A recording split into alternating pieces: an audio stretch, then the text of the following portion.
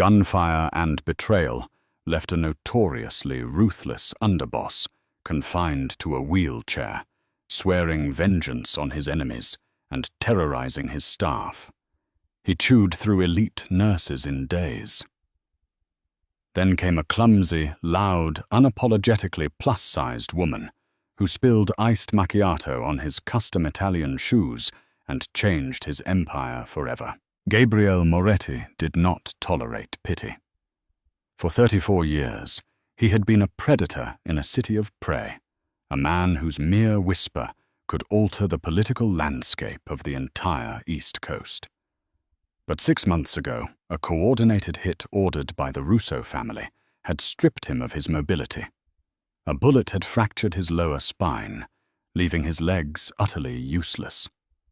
Now, the once feared head of the Moretti syndicate was a prisoner in his own sprawling, fortress-like estate in upstate New York, glaring out the rain-streaked window from a high-tech motorized wheelchair.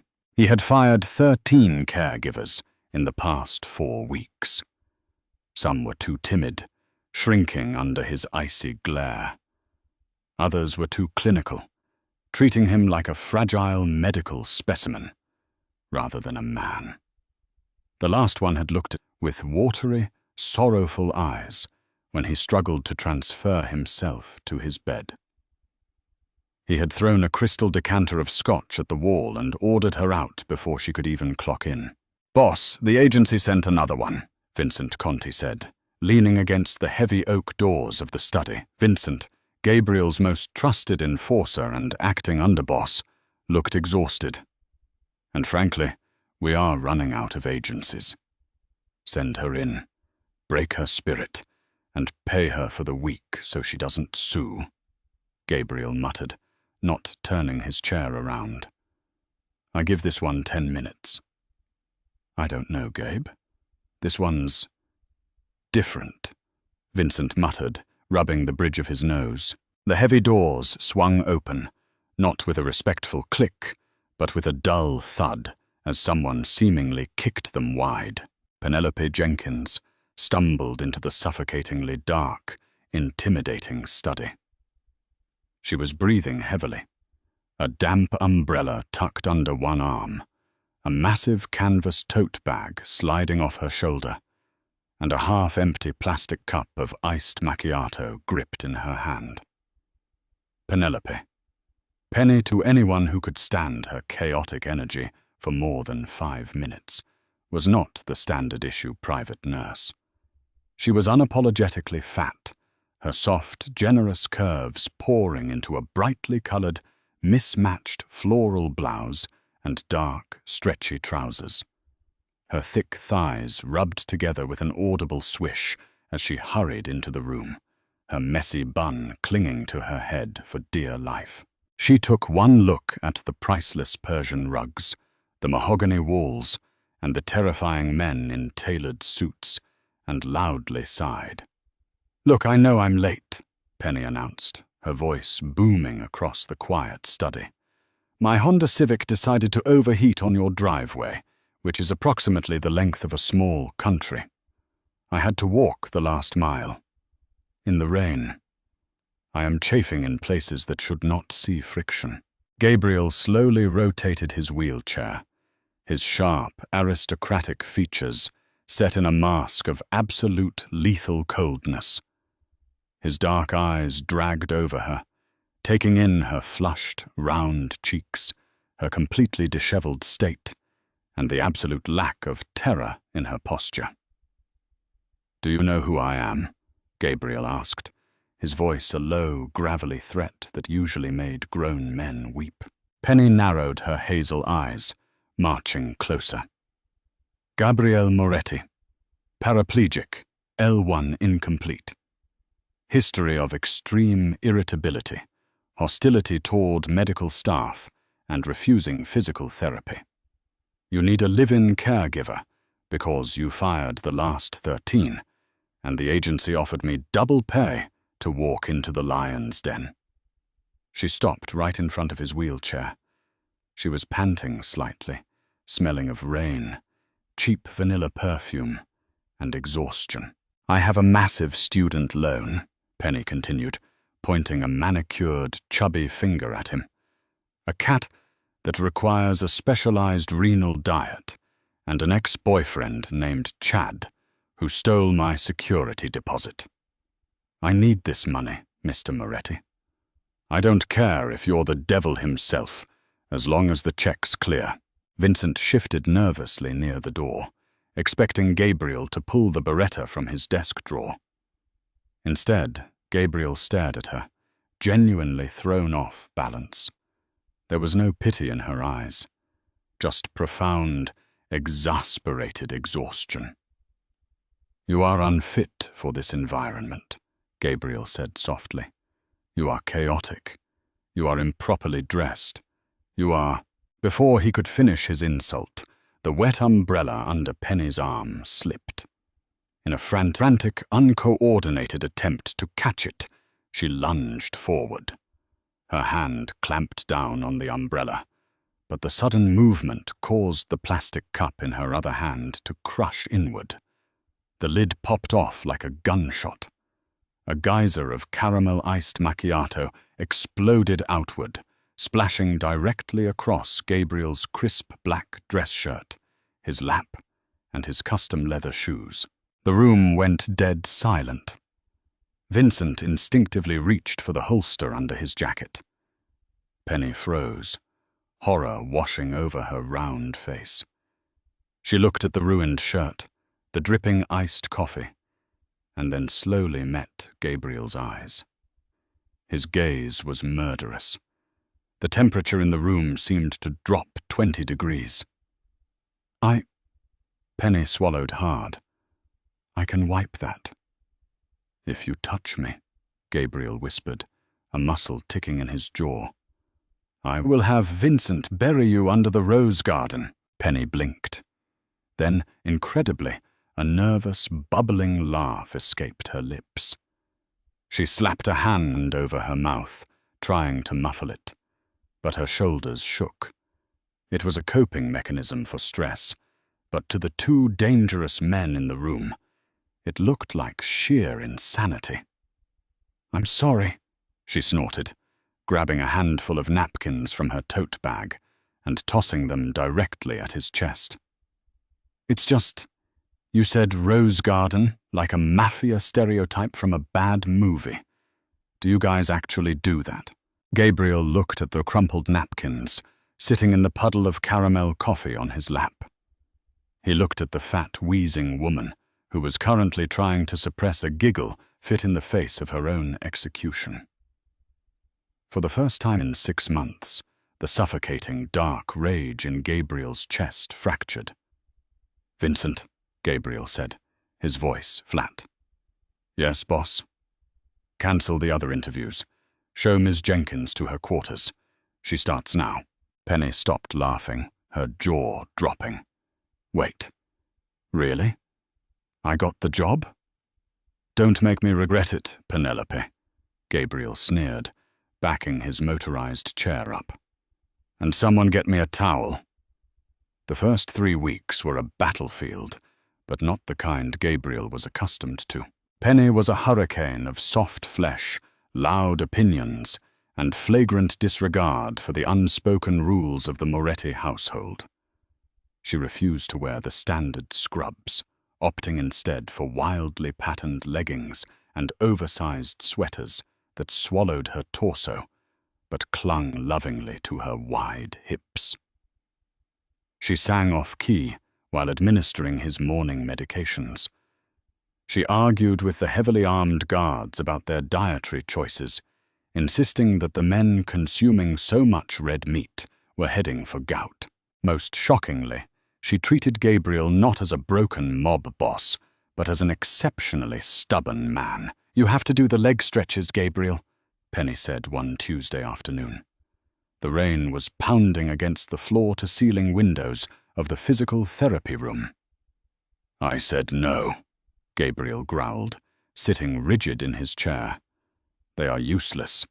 I can't feel them, so why bother manipulating the muscles? It's a waste of time. Penny put her hands on her wide hips, her chest heaving as she glared down at him. Because muscle atrophy is a real bitch, that's why. What happens if they find a surgery that can fix the nerve damage next year, but your muscles are too wasted away to support you? Huh? Are you going to shoot the doctors because you were too lazy to stretch? I am not lazy, Gabriel snapped, his hands gripping the armrests until his knuckles turned white. I am paralyzed. And I'm fat, but you don't see me refusing to walk up the stairs, Penny retorted instantly. We play the cards we're dealt, tough guy. Now get on the mat, or I swear to God, I will eat the imported truffles Vincent brought you from Italy. Gabriel stared at her, completely appalled. You wouldn't dare. Try me. I have zero self-control around chocolate, she warned, patting her stomach proudly. With a dark, muttered string of Italian curses, Gabriel allowed her to assist him onto the padded mat. As she worked his legs, bending and flexing his knees to keep the joints lubricated and the muscles viable, Gabriel found himself watching her. He watched the way her brow furrowed in concentration. He noticed the surprising strength in her thick arms, the way she effortlessly supported his dead weight without making him feel like a burden. Before the hit, Gabriel's life had been filled with sleek, sharp, dangerous women. Women who looked like runway models and harbored just as much ambition and cruelty as he did. Penny was the antithesis of his entire world. She was soft everywhere. His world was hard. She was loud, transparent, and entirely genuine. And to his absolute horror, he realized he was intensely attracted to her. He liked the way she took up space. He liked that she didn't shrink when he yelled. He liked the smell of her cheap vanilla lotion, which had somehow replaced the scent of blood and gunpowder in his daily life. The turning point happened exactly 1 month into her employment. It was a Friday night. Gabriel was sitting in his study, going over the latest ledger reports on a tablet. The room was illuminated only by the glow of the desk lamp and the crackling fireplace. The compound was quiet, secured by 20 armed guards, patrolling the perimeter. Penny waddled in, carrying a massive tray loaded with 2 bowls of heavily buttered popcorn, a bowl of grapes, and a bottle of sparkling water. She was wearing hot pink pajama pants covered in cartoon cats. Movie night, she declared, kicking the heavy oak doors shut with her heel. You promised. We finished the budget reports. It's time for Die Hard. I'm a grown man who deals in illicit arms and narcotics, Gabriel said, not looking up from his tablet. I do not do movie nights. Yes, you do, because you promised, and mob bosses have to keep their word, right? Honor among thieves and all that. Penny marched around his desk. That is a severe oversimplification of La Cosa Nostra, Gabriel sighed, finally setting the tablet down. Blah, blah, blah, Penny said, squeezing into the tight space between the edge of his large mahogany desk and his wheelchair to set the heavy tray down on a side table. She misjudged the distance. Her wide hip bumped hard against the heavy edge of the desk. Penny let out a sharp yelp as her foot snagged on the thick Persian rug. Her center of gravity failed her spectacularly. She pitched backward, dropping the metal tray. Bowls shattered. Popcorn exploded into the air like confetti. With a shriek, Penny tumbled backward, her full weight crashing directly onto Gabriel's lap. The sheer force of her falling against him sent the heavy motorized wheelchair tipping backward. Gabriel yelled out, grabbing her waist instinctively as the chair slammed into the floor, spilling them both into a tangled heap of limbs, soft pajamas, and popcorn on the rug. "Oh my God!" Penny shrieked, scrambling to get off him, her face burning with utter mortification. "Gabriel, I'm so sorry. I tripped. I'm so clumsy. Crack. The sound was deafening. It wasn't thunder. It was the distinct, sharp report of high-caliber glass shattering. Penny froze on her hands and knees over Gabriel's chest. Gabriel's eyes widened, his combat instincts instantly overriding the shock of the fall. He looked up at the window. A perfectly round hole pierced the bulletproof glass, a spiderweb of cracks radiating outward. Directly across the room, embedded deep into the expensive leather of his high-backed desk chair, exactly where his head had been resting 3 seconds ago, was a sniper's bullet. Silence descended on the room, broken only by the sudden, frantic shouting of guards outside the estate and the blaring wail of the security alarms. Penny looked from the shattered window to the bullet hole in the chair, and then down to Gabriel. Her chest was heaving, her eyes wide with terror. "Was that?"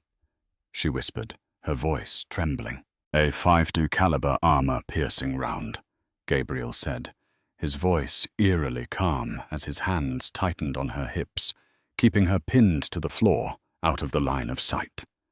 He looked at her flushed, terrified face. If she hadn't tripped over her own feet, if her soft, heavy body hadn't knocked him backward, his brains would currently be decorating the mahogany walls. Vincent burst into the room, a submachine gun in his hands, his eyes sweeping the carnage. "Boss, are you hit?" "I'm fine," Gabriel barked from the floor, his eyes never leaving Penny's. "Jesus, what happened?" Vincent yelled over the alarms, seeing the shattered glass and the overturned wheelchair. "How did you dodge it?" Gabriel slowly reached up, his thumb brushing a stray kernel of popcorn off Penny's trembling cheek. His dark eyes softened in a way that would have terrified his enemies even more than his wrath. "My caregiver," Gabriel murmured, a dark, possessive smirk pulling at the corner of his mouth, "is very clumsy." Chaos erupted inside the compound, but within the suffocating walls of the study, time seemed to freeze. Sirens blared from the estate's perimeter, casting strobing red lights through the shattered, spider-webbed window. The sharp scent of rain mixed with the acrid dust of broken glass and the sweet, jarring aroma of spilled caramel popcorn. Penny was completely paralyzed, her hands planted on either side of Gabriel's chest. Her heart hammered wildly against her ribs, a frantic rhythm that echoed the heavy, rapid thud of Gabriel's pulse beneath her palms. "Get off the floor," Vincent commanded, his voice slicing through the ringing in Penny's ears. He dragged the heavy mahogany desk sideways with a loud screech, creating a makeshift barricade between the window and the overturned wheelchair. "We have a perimeter breach on the east lawn. Lock down the safe room." Gabriel didn't look at Vincent. His dark, calculating eyes remained locked on Penny. She was trembling violently, her breathing shallow and erratic. She tried to scramble backward, suddenly hyper-aware of her body, of her heavy thighs straddling his waist, of the way her soft stomach pressed against his chest. "I'm sorry. I'm crushing you. I need to move," Penny stammered, tears of sheer panic welling in her hazel eyes. "Stop," Gabriel ordered. His voice wasn't a roar. It was a low, commanding rumble that demanded absolute obedience. He reached up, his large, calloused hands gripping her thick hips to stop her frantic scrambling. "Do not stand up. The shooter might still have a line of sight. Stay down, Penelope." For the first time since the hit that took his legs, Gabriel felt a surge of terrifying, primal fear that had nothing to do with his own survival. He looked at her pale face, her wildly curling hair escaping its messy bun, and realized that whoever was looking through that scope had nearly taken the one thing that made his dark, miserable life bearable. With Vincent providing cover fire toward the tree line, a team of heavily armed guards swarmed the room. They hoisted Gabriel and Penny simultaneously, dragging them behind the reinforced steel doors of the estate's underground bunker. The safe room was a stark contrast to the opulent manor above. It was a cold, windowless concrete vault lined with monitors, weapons, and medical supplies. Once the heavy vault door sealed with a pneumatic hiss, the silence was deafening. Penny collapsed onto a leather cot in the corner, pulling her knees to her chest. She wrapped her arms around her stomach, rocking slightly as shock began to take hold. She was a nurse who dealt with bedpans and blood pressure cuffs, not armor-piercing sniper rounds. Gabriel maneuvered a spare manual wheelchair from the corner of the bunker, his powerful arms propelling him across the concrete floor until he was parked directly in front of her. "Look at me," he said softly. Penny shook her head, burying her face in her arms. "I just wanted to watch Die Hard. I didn't mean to almost get us killed by falling on you. I'm so stupid, I'm so clumsy." "Penelope." Gabriel reached out, his fingers gently but firmly wrapping around her wrists. He pulled her arms away from her face. "If you hadn't tripped, that bullet would have passed directly through my skull. Your clumsiness just saved my life." Penny sniffled, looking at him with watery, red-rimmed eyes. "Really?" "Yes," Gabriel murmured. His gaze dropped to her mouth, then back up to her eyes. The adrenaline coursing through his veins was shedding the last of his icy armor. "I owe you my life. But more than that, I owe you an apology." Penny blinked, confused. "For what? You didn't shoot at us." "For assuming you were just another temporary fixture in my miserable existence," Gabriel confessed, his voice dropping to a gravelly whisper. He reached up, his knuckles brushing against her flushed, tear-stained cheek. "In my world, everyone is calculating.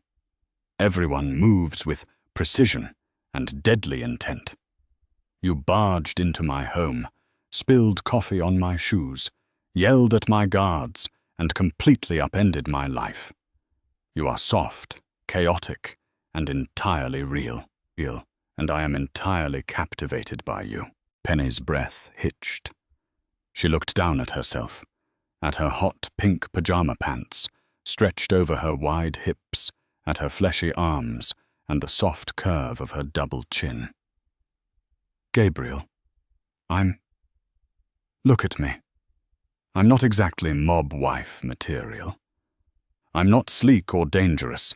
I'm just big, loud Penny." "I don't want sleek," Gabriel said fiercely, his hand sliding to the nape of her neck, pulling her down slightly until their foreheads rested against each other. "I spent my life surrounded by sharp edges, and it left me paralyzed and bleeding. I want you, exactly as you are. You take up space, Penelope, and I want you to take up all the space in my life." The confession hung in the air, heavy and intoxicating. Before Penny could process the massive shift in their reality, the steel door to the bunker buzzed. Vincent's voice crackled through the intercom. "Boss, we caught the spur in the woods. He's bleeding out, but he talked. The hit wasn't ordered by Dominic Russo." Gabriel pulled back, his romantic vulnerability instantly evaporating, replaced by the lethal coldness of the Moretti underboss. "Who ordered it?" "It's an inside job, Gabe." Vincent's voice was grim. "It was Carmine. Carmine Moretti. Gabriel's own uncle." The man who had sat by Gabriel's hospital bed, holding his hand when the doctors delivered the news about his severed spinal cord. Carmine had been managing the family's port operations, quietly amassing power while Gabriel was confined to his wheelchair, mourning the loss of his legs. "Is Carmine on the estate?" Gabriel asked, his voice dead of all emotion. "He's in the main foyer," Vincent replied over the speaker. "He brought a dozen of his own men. They're claiming they came to secure the premises after hearing about the Russo attack. Our guards are standing down because it's your uncle." "They don't know he ordered the hit," Gabriel realized, his jaw clenching. Carmine was here to finish the job personally, under the guise of family loyalty. Gabriel spun his wheelchair around, moving toward the weapons rack. He pulled a heavy, customized Colt M1911, checking the chamber with practiced, deadly efficiency. He tucked a spare magazine into the waistband of his slacks. "Gabriel, what are you doing?" Penny asked, standing up. Her legs were shaky, but a new protective fire burned in her chest. "I am going to put down a rabid dog," Gabriel stated flatly. He wheeled toward the heavy steel door. "You stay here. Lock it behind me." "Like hell I am," Penny shouted, grabbing her massive canvas tote bag from the floor. The same one she had lugged into his office on her first day, currently stuffed with heavy medical textbooks, a stethoscope, and 4 cans of specialized renal cat food. "You're in a manual wheelchair. The battery on your motorized one is dead in the study. You can't navigate the stairs to the foyer alone while holding a gun. I will drag myself up the stairs by my teeth if I have to," Gabriel snarled. "I am not risking you. We are a team," Penny argued, marching over and gripping the handles of his wheelchair with her strong, capable hands. "I push, you shoot. That's the deal. Or I swear to God, I will sit on you again." Gabriel looked up at her fierce, determined face. She was terrified, sweating and clutching a floral tote bag like a weapon. Yet she was absolutely steadfast. A dark, admiring smile crossed his lips. "Push fast, Penelope." Penny hit the door release. The heavy steel vault opened. They moved through the subterranean corridors of the estate with silent urgency. Penny's thick thighs burned as she pushed the heavy wheelchair up the sloping ramp that led to the servants' quarters, bypassing the main stairs. They emerged into the shadowy hallway overlooking the grand foyer. Below them, the scene was tense. Carmine Moretti, a silver-haired, impeccably dressed man, was shouting at Vincent. Carmine's armed men had fanned out, their hands resting menacingly on their holstered weapons. "I am the acting head of this family, while my nephew is indisposed," Carmine roared. "Stand down, Vincent. Where is Gabriel?" "I'm right here, Uncle." Gabriel's voice echoed like a death knell from the balcony above. Carmine's head snapped up. His eyes widened as he saw Gabriel sitting in the manual chair, the Colt M1911 aimed squarely at Carmine's chest. "Gabriel, thank God," Carmine lied smoothly, though a bead of sweat rolled down his temple. "The Russos sent a sniper. I came as soon as I heard. You came to ensure the sniper didn't miss twice," Gabriel interrupted, his voice echoing in the cavernous foyer. "Your spotter in the woods wasn't as quiet as you hoped, Carmine." The mask slipped from Carmine's face, replaced by an utterly desperate snarl. "You're half a... Gabriel! You can't lead the family from a wheelchair. You're weak." Carmine's hand flew to his jacket, drawing his weapon with lightning speed. His men mirrored the movement, raising their guns toward the balcony. But Carmine hadn't factored in the chaotic element of Penelope Jenkins. Seeing the guns raising, Penny didn't think. She reacted. With a scream that was equal parts terror and sheer rage, she swung her massive, oversized canvas tote bag like a medieval flail. The bag, heavily laden with thousands of pages of nursing textbooks and dense metallic cans of cat food, flew over the balcony railing. It plummeted through the air like a brightly colored boulder. Smash! The 50-pound bag slammed directly into Carmine's raised arm and shoulder just as he pulled the trigger.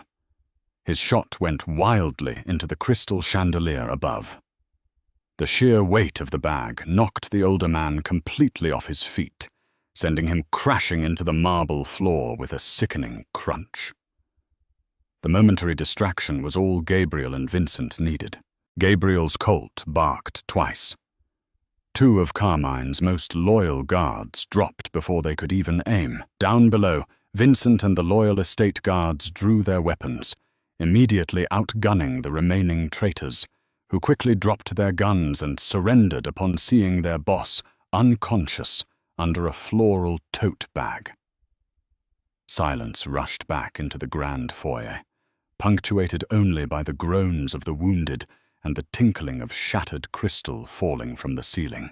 Penny stood frozen on the balcony, her hands gripping the railing, staring down at the absolute carnage she had just caused with her nursing supplies. She slowly turned her head to look at Gabriel. Gabriel calmly engaged the safety on his pistol and rested it on his lap. He looked at the unconscious traitor below, and then up at the magnificent, panting, wild-haired woman standing beside him. "Remind me," Gabriel said, his voice laced with absolute awe and a trace of dark humor, "never to ask you to carry my luggage." Penny let out a loud, shuddering breath, her knees finally giving out. She slid down the wall, sitting heavily on the carpeted floor next to his wheelchair. I need a raise, Gabriel." Gabriel leaned over, his strong arms reaching down to haul her up into his lap. She protested, worried about crushing him again, but he shushed her, burying his face in her neck, inhaling the sweet scent of vanilla and gunpowder. "You can have the entire empire, Penelope," he murmured against her skin, his lips pressing a fierce, claiming kiss to her pulse point. "And tomorrow, we are finishing Die Hard. Did you love this chaotic, high-stakes mafia romance? Hit that like button. Share this story with your friends who love a fierce, plus-size heroine who doesn't take any nonsense, and subscribe to the channel for more thrilling, dramatic romance stories every single week. Drop a comment below. Would you have thrown the tote bag or run for the hills? Let us know, and stay tuned for the next wild ride.